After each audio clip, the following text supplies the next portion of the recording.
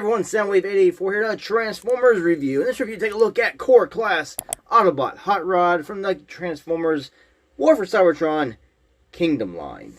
Here is his packaging. A little insert card fell out and I opened them and it kind of went under something. So yeah, it's gone for right now. So I decided I need to do a deep clean in the house. Autobot Hot Rod is what it says on the side. You get this nice little artwork here. I did try to mimic it with the figure, with the sword going up and everything. Transformers on the side, turn around, 8 steps get you from robot to vehicle, and I'm glad it didn't look exactly like its digital render here, or prototype, whichever this is. I think it's probably a prototype. It's got a red nose, right down there. I'm glad that didn't happen. So that's the packaging. Other things you get the figure, of course you get the instructions for your figure, and you get the figure itself. It's Core Class, what used to be Legend scale for the Transformers. It's a nice looking hot rod. There are some problems. When this thing first showed up online, the amount of people I saw complaining about the hollowness in the back of the figure and everything. But the back of the head being totally hollowed out. This figure I saw got a lot of hate online. And there are some problems by looking at the figure that I would want to rectify. But it's still a nice figure for the size it is. Now about the hollowness back of the head. This is G1 Quick Mix. Pretty much back of his head is entirely hollowed out as well. And this is more of a deluxe size figure. And yes, this is G1. They're pretty much going straight to plastic. This is the 1988 Target Master release here. So even back in G1, this kind of practice was done. Also, so it comes with this blazing sword that you can apparently combine with other figures that were shown recently. We saw Skywarp and we saw a Iguanus, and each one has different weapons, and then you can apparently combine that into a bigger weapon. Now that's still a neat little play feature. It's just something I'm probably never going to use because it takes the weapons away from each character, and also it takes the null rays, the arm weapons away from Skywarp, and that's sort of a bummer there. So we're looking here at Hot Rod. It's not a badly painted figure, but the paint that is on the figure is applied very clean, very nice. Does have some light blue baby eyes in there. It's got a decent head sculpt. The paint on the sword here is nice. Now the problems I found in this figure is where it lacks paint. It's something that I would want to maybe buy a second to customize. In this case, I really messed that one up. I can come back and have this one. But like here on the arms, the little forms, that should need to be orange. Do something with the legs. I'm sure Toy Hacks might make some kind of labels, but with it being all rough here, and maybe hard to stick, or hard to place anyway, you can get some kind of paint. If you're good at customizing, you might be able to paint these up to look similar to the stickers, because they're molded like the old G1 stickers. And cartoon, whatever, it was all like one solid color. Turn to the side, you can see the pipes here, wheels. Yes, the hood is on the back of his legs. Transformation, a lot of this junk on the back of his legs go up to the top, while this goes down to the bottom. So it's kind of cool how that works. A lot of engineering kind of went into this figure for something so small. But it does kind of make, instead of a backpack up here, he's got backpack on his legs. And from what I can tell, the entire figure is this red plastic. Every bit of color you see on this figure is paint. Painted orange here. This here is painted orange. It is actually red plastic. This yellow spoiler is actually painted on red plastic. So pretty much everything on this, he's just one solid color. So you took all the paint off, he's just going to be this red color here. Articulation, you're going to get on this figure. Ball jointed elbows, you can see. Ball jointed knees as well. So that's going to be, you got ball jointed hips. So that's going to be your hip movement here. You can go lots of movement back and forth. Joint here, it'll be also another swivel. There is no waist articulation, no wrist articulation, of course, but you get your no biceps. You get your swivels here at the elbow, and you get this a 90-degree bend.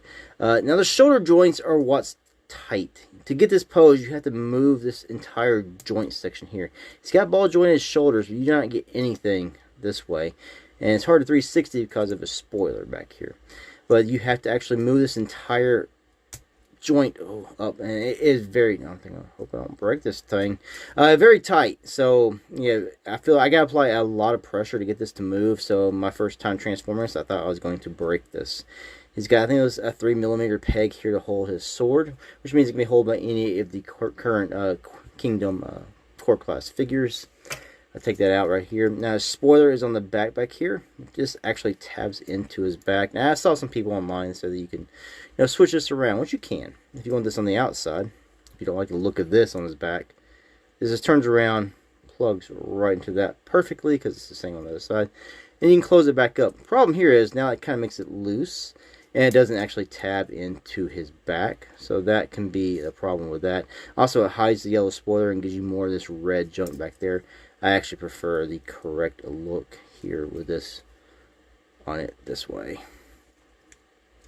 because that way it has that peg that goes right into his back. We'll do some quick size comparisons with the figure. Next, a Core Class Optimus Prime, Magic Squares Ultra Magnus, New Age Jazz, and New Age's Broad. So if you want to try to slide them into your other collections, if you had New Age figures, and here's Magic Squares Ultra Magnus, you can see how he scales with that. Also, with him having such a big backpack on his legs, it helps the figure from falling over, which is a good thing and a bad thing for having that big backpack down there. Transformation on the figure is fairly simple. Unpeg that from his back. Take this. You want to slide this all the way up. Maybe the more you do it, the easier it's going to get. There's these little tabs here on the sides of his forearms. It can go right here behind this fake chest. Yes, it is fake. You saw that. Because the real one's on the back of his legs. And you just plug that in. Like that.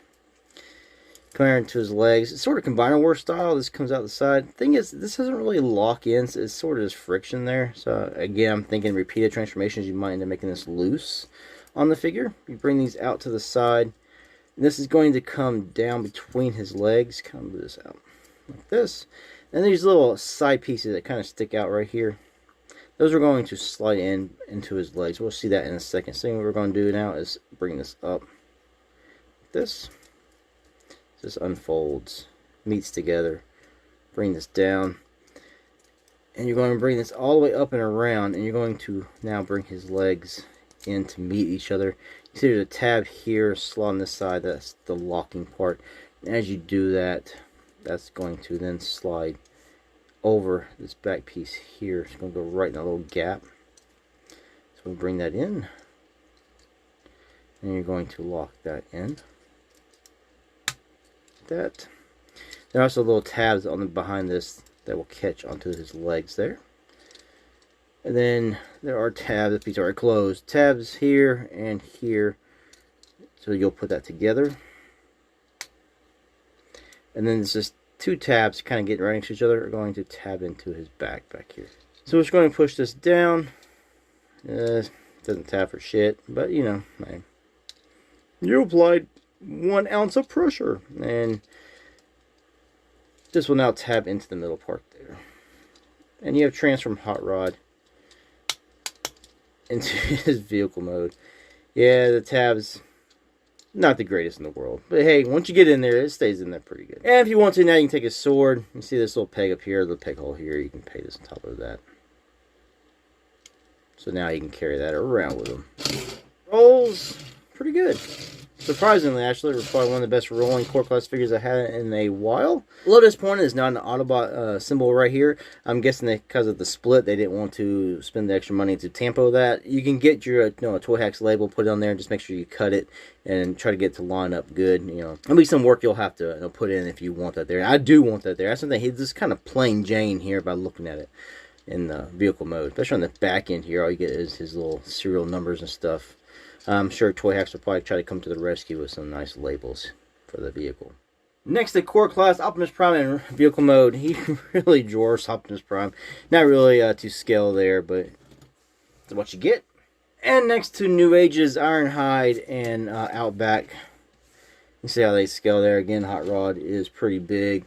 Not really. These aren't really made to scale together. I'm just showing these off in case you have these guys and you want to see how he would fit in your third-party Legend scale collection. And yes, I mostly have New Age stuff. Final thoughts on this Hot Rod. It's a nice Hot Rod for the size. Some problems with it is mainly just missing some different paint apps I think would help improve the overall look of the figure.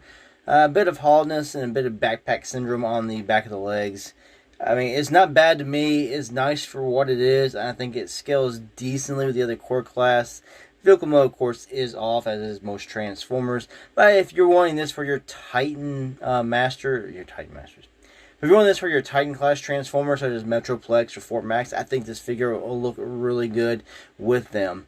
And that's pretty much probably the point of these figures, is to go on top of your Titan class Transformers, or you can say maybe to try to compete with the other third-party companies, which, you know, price-wise, it's a lot better.